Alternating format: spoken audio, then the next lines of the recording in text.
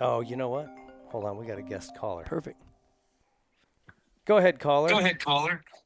Hey, what's happening, guys? Good. You got your nemesis, Mike Brown, right here. I heard. I heard. What's happening, Brownie? All right, GL. Good to hear from you. Um, you too, man. How's rehab and everything going? It's good, yeah. Getting back there, we were just speaking about it earlier. Like, I'm good. I can be on. I've been biking, I guess, since September of last year, and it's been a year today, and it's good. Wow. Each week gets better. It's more the vertigo feel. My neck and all that's obviously healed up, and it's getting the balance back a little bit better. But other than that, I'm walking. That's the main thing. GL, you Are you? you called it a good time, dude. We're just talking about the Yeah, 2001 season, that's right. That's even better. and I Yeah. didn't know he got 40th at Hangtown that year. He had like mechanicals both motos. Did you win Yeah. that? Did you win that day? We were trying to figure out who won. I can't remember who's Yeah. in. I went 1-1, and then there was that infamous Oh, situation where that's Brake checked that's where he killed your Bobby Oh yeah, Bonds. teammate. yeah. Bobby Bonds. Yeah, he got on my nerves that day, and I just had to show him the Zulu Warrior. That's right. That's right. But yeah, I remember because after that race, I mean, it was only 2 rounds in, and I had won all 4 motos. And I Yeah. think at Glen Helen, you went 2-2, Yes. and then DNF, and it was like, whoa, because Pastrana had a okay day. But I remember walking away after 2 rounds going, damn, that's quite a nice points lead. And Yep. then things went a little sideways. Yeah, that's all right. I mean, it's part of it. So, Gio, what's your most memorable?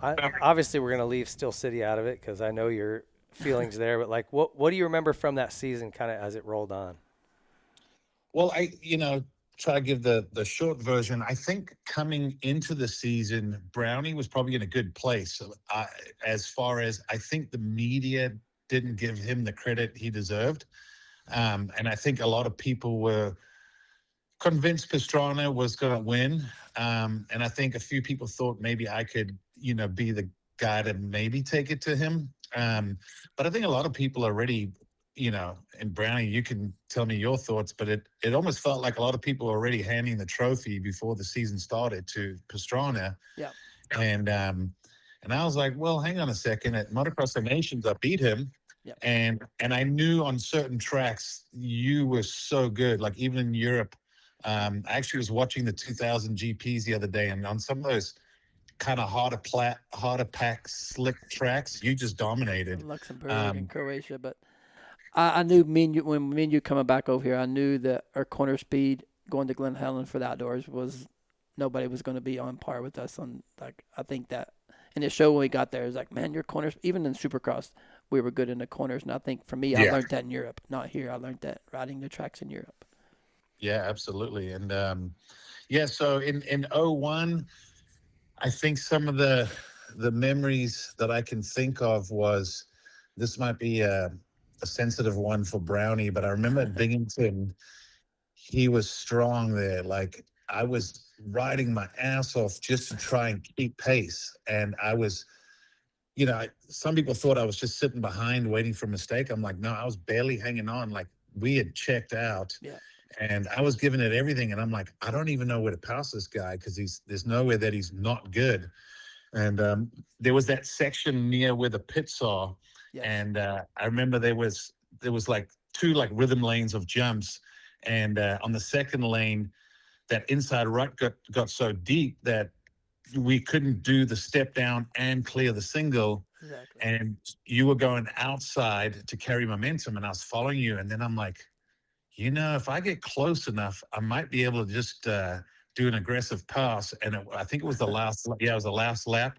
That's right. I had never even had a chance, and I just went into that inside deep rut, and I remember kind of just popping the clutch and jumping out, Yeah. and I think I landed like straight into the side of you, Yeah. Yeah. and No, I remember. took you out. I'm like, I still remember when I looked back because when you went down, I'm like, oh, thank God. At least I know he's not going to come kill me on this last lap. No. But I remember thinking, oh, he's going to be fuming. And I remember you came over the finish line with the clutch in, the bike on the rev limiter.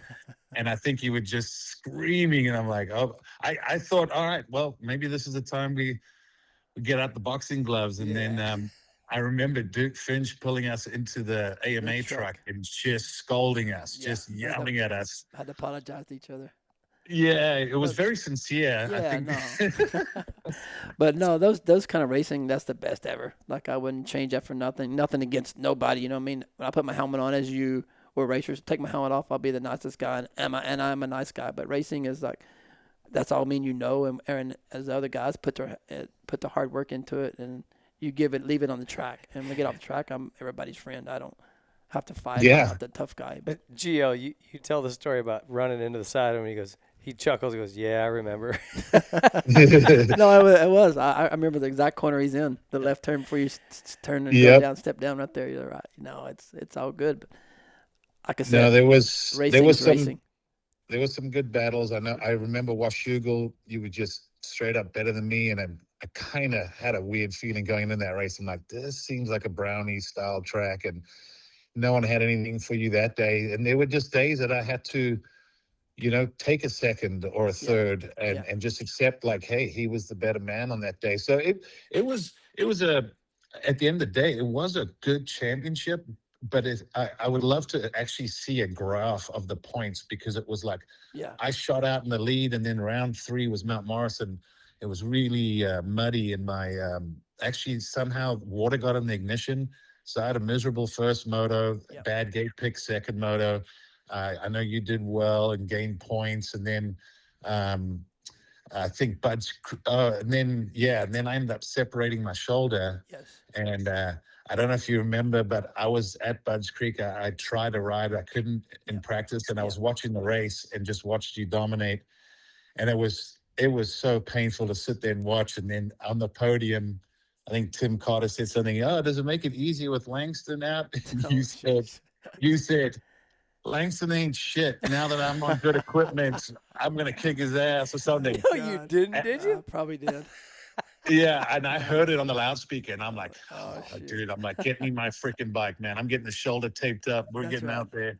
Good, yeah. So No, those are the best days. Like that's, I would never change that for nothing. And yeah, racing, and I respect you more than anybody ever respect you and Ryan Hughes, and that's a part of it. Like you ain't gonna get that these days, really. What was the no, and I points agreed. deficit, guys, going into the final round? What was the gap? 6 points, I think, wasn't it? 6 or 7? I can't remember. I think it was 9, 9. and then the first moto we slugged it out, Yep. and you were just ahead of me, and then Yep. you turned around and flipped me off. I remember. There's a picture of that. They are, yes. Yeah. Yeah, because then I was like, "What the hell's your problem?" And Yeah. obviously, we were in the heat of the moment. We Yeah. had a few words, but yeah, then it was 6 points going into the final moto. That's right. It was 6 points. You're right. Yeah, And and then then and you. I actually remember not getting a good start in that final moto. And obviously, my first thought is, if I'm 15th, it doesn't matter if Brownie's just ahead of me. Like that was Exactly. kind of.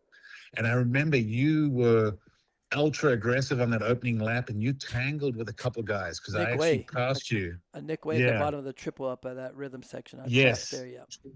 Because once I passed you, I was like, okay, cool. Don't do anything stupid. Yeah. Just, let's get this to the finish line. And Yeah. that obviously never, ever happened. Well, eventually, I mean, they had to carry it, but we got it there. Yeah. Yeah, it was in the back of a mule or I something. don't think that could ever happen again in racing. What, Brownie? What was going through your head?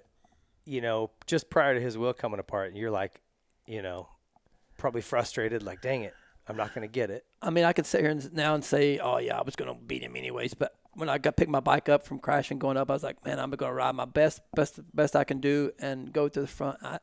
For me, I never gave up on it. If he would have won, he would have won, or whatever happened. I know the wheel broke, but I was going to ride my best, and I got to the front. And as soon as I was catching him, I could see something was going on. I thought it was a flat tire, obviously. I didn't know it was spokes. And I passed him, and then maybe he made another half a lap, and I seen him sitting in the middle there because it was close at the end when I caught up to him. Was it? And my heart hurt for him. You know what I mean? I know, and same for Supercross this year.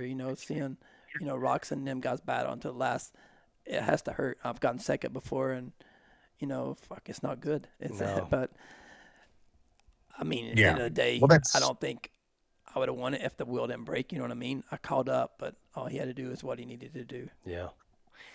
But the thing is, racing has a funny way of sort of working itself out sometimes. If you fast forward to 2003, I was struggling with a wrist injury. I was really sick at Washougal, and you know, basically, you and Rhino were the guys going for the championship. Yeah. Sort of, I was becoming a bit of a distant third, and was frustrating because I just couldn't get healthy. I was not riding much during the week, and Yeah. and that year, the race that stands out to me was Washougal. I don't know what I got. I don't know if it was food poisoning or the flu or something, but I got ultra sick the day before. I was in the urgent care the night before. And then in time qualifying, I was doing a heater, and I came to the finish line, after the whoops, Yeah. and they were waving the checkered flag and the yellow flag.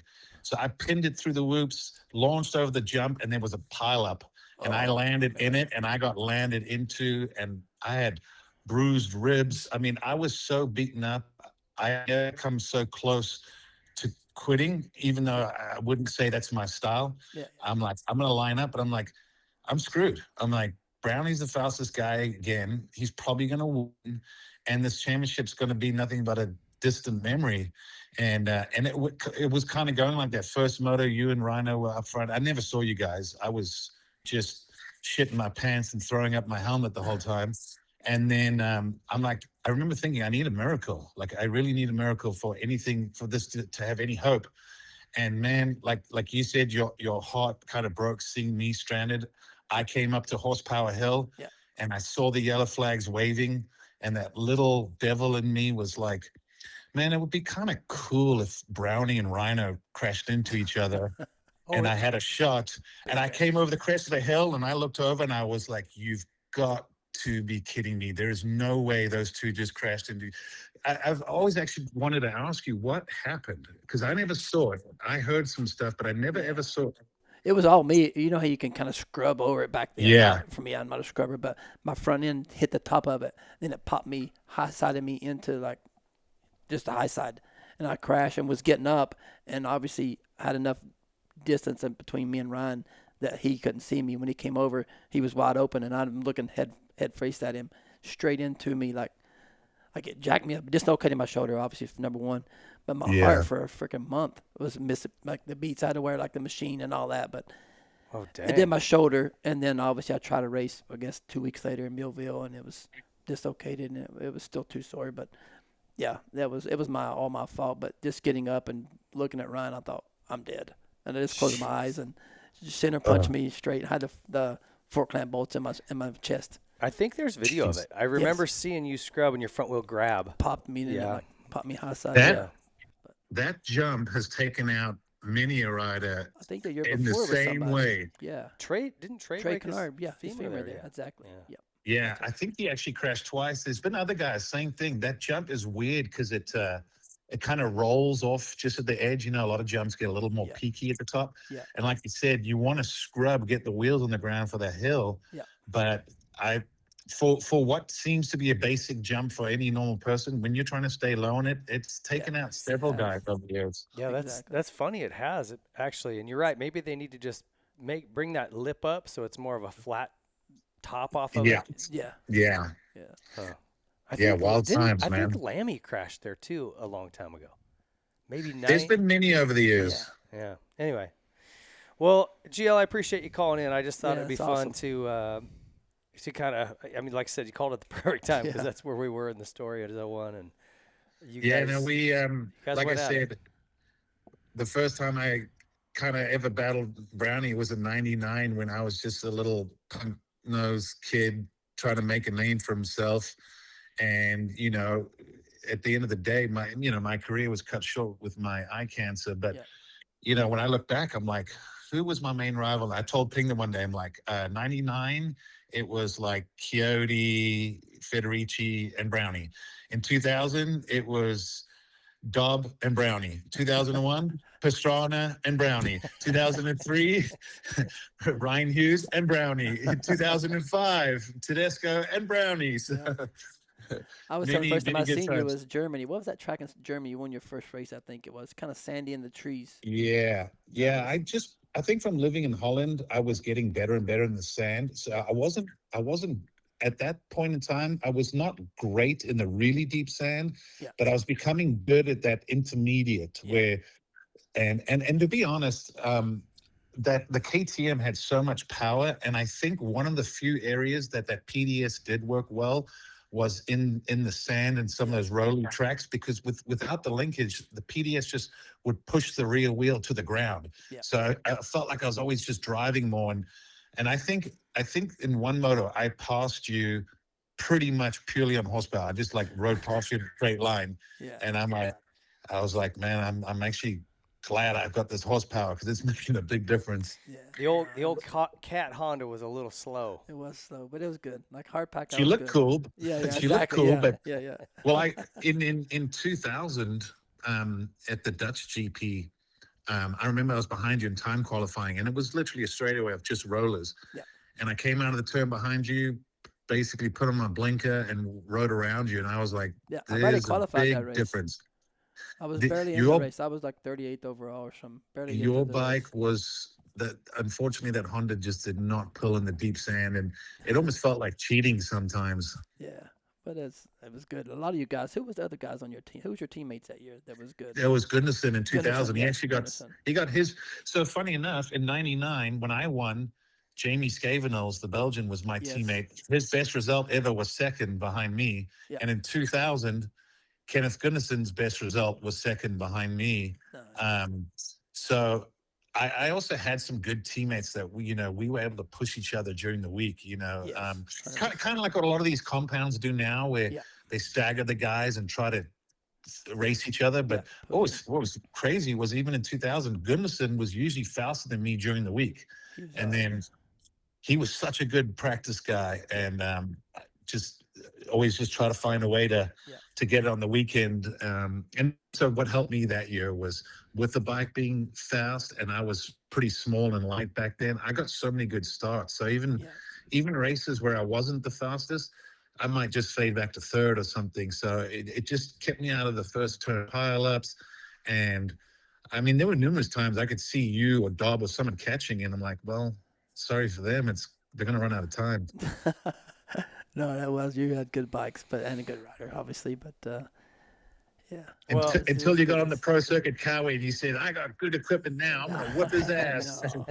No. I'll never forget them days. It's awesome. Yeah. Well, brings back good memories. Yes. Well, Sir. thanks for calling in, Gio. I appreciate you. Yes, thank you. Yeah, no worries, Brownie. Take care of yourself, too, brother. sir. Hopefully we'll see you soon. You too, brother.